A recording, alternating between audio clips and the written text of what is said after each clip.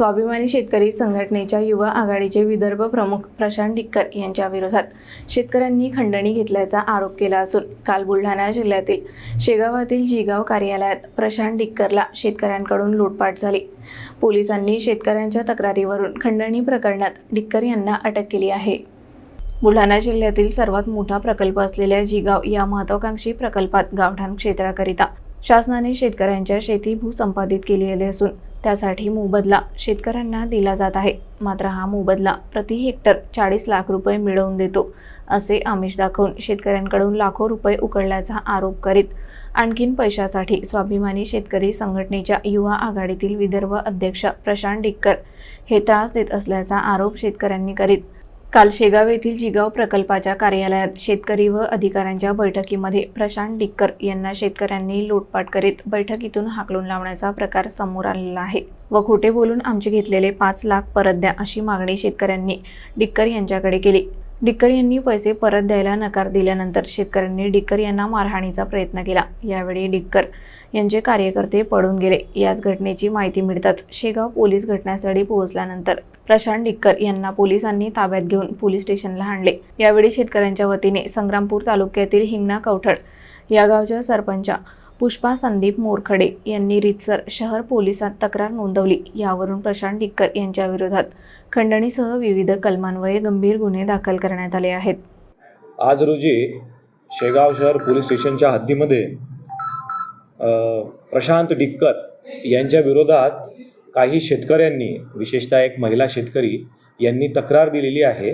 त्यांच्या तक्रारीचे स्वरूप हे अतिशय गंभीर आहे आणि वरिष्ठांच्या मार्गदर्शनाने आम्ही त्या तक्रारीच्या अनुषंगाने गुन्हा दाखल करण्याची प्रक्रिया सुरू करीत आहोत आणि त्यांच्यावर लवकरच कारवाई केल्या जाईल। स्वाभिमानीचे प्रशांत डिक्कर हे शेतकऱ्यांनाच ब्लॅकमेल करून त्यांच्याकडून आमिष दाखवून पैसे उकळण्याचा प्रकार करीत आहे अशी तक्रार शेतकऱ्यांनी पोलिसात नोंदवली आहे। आमची एवढीच मागणी आहे की डिक्करांनी आम्हाला मिळत असलेल्या आर्थिक मोबदला ढवळाढवळ करू नये व ब्लॅकमेल करू नये व डिक्कर यांच्यावर 5 लाख घेतल्याप्रकरणी खंडणीची कारवाई करावी अशी मागणी शेतकऱ्यांनी केली आहे। तर मग हे प्रशांत डिक्कर साहेब 15-8 दिवसाच्या आधी आले होते आमच्याकडे। ते म्हणत की मला तुम्ही पैसे द्या 5 लाख रुपये। मग आम्ही सर्व शेतकऱ्यांनी आम्ही त्याला 5 लाख रुपये दिले। ते म्हणत की आम्ही तुम्हाला 40 लाख रुपयानं तुमचं मोबदला देतो, जमिनीचा मोबदला देतो। तर आम्ही म्हटलं बरं बा। मग ते आज ते संग्रामपूर ओरड बकालून पातुर्डा फाटा इकडे आले। आज 8 वाजतापासून आम्ही 12 वाजे ते लोक 200 शेतकरी होते।